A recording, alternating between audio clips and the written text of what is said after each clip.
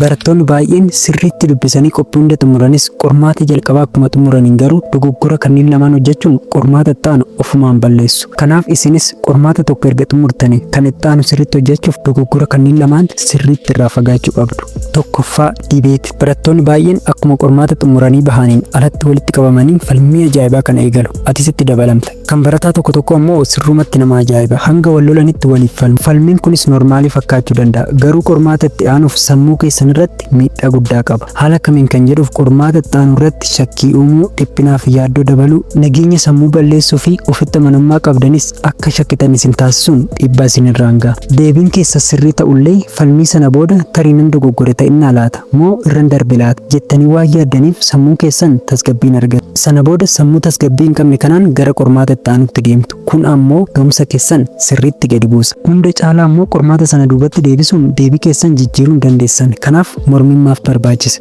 Of course hubachuuf mormuun waanuma jirudha. Ta'us garuu inni hubachuuf mormitan kunuu erga qormaata hunda xumurtanii yoo ta'e irra filatamaadha. Sababni isaa qormaata tokko xumurtanii osoo 5-6 isin hafee jiru kan darbeef mataaf dhukkubsuun wallaalummaa guddaadha. Gaafii sana hubachuuf fedhii guddaa qabdu taanaan yeroo qormaata keessan xumurtan yeroo bal'aa waan qabdaniif yeroo sana bal'inaan ilaaluu dandeessu. Kanaaf barattoota waliif falmuurra falmiirra fagaachuu, waa'ee isaa dagachuu, yeroo muraasa boqachuu, fookasii keessan riiseet gochuu fi yoo danda'ame nyaata wayii yookaan bunallee ta'u fayyadamuun nageenya sammuu keessan eeggachuun baay'ee barbaachisaadha. Sababni isaa haalli sammuu keessan yeroo sanaa waan hunda caalaa qormaata itti aanuuf baay'ee murteessaa waan ta'eef. Inni lammaffaan yaaddoo qormaata darbee tarii gaaffileen tokko ulfaachuu danda'u yookaan gaaffii tokko yookaan lama iddoo duwwaa dhiistee ta'a yookaan ammoo akka tasaa osoo ati hin xumuriin yeroon dhume ta'a. Sun waanuma jirudha. Garuu dogoggorri barattoonni hedduun hojjetan iddoo kanatti. Gaaffilee dhaban irra deebi'anii yaadachuun istiresii addaa keessa seenu. Otoon akkas godheera ta'e maal qaba? Osoon kana barreesse hoo sila akkas gochuun qaba ture. Akkamittiin ani yaadame jechuun caalatti gaabbii keessa seenu.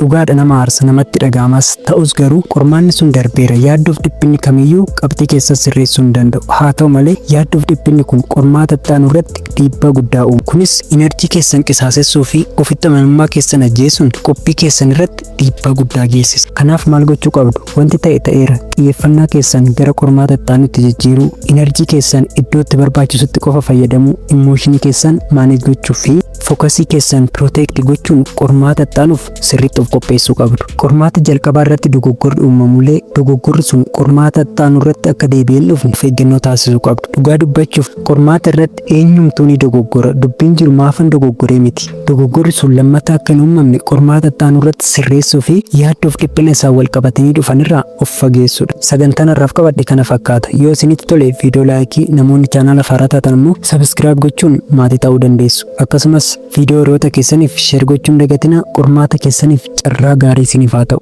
Nagaatti.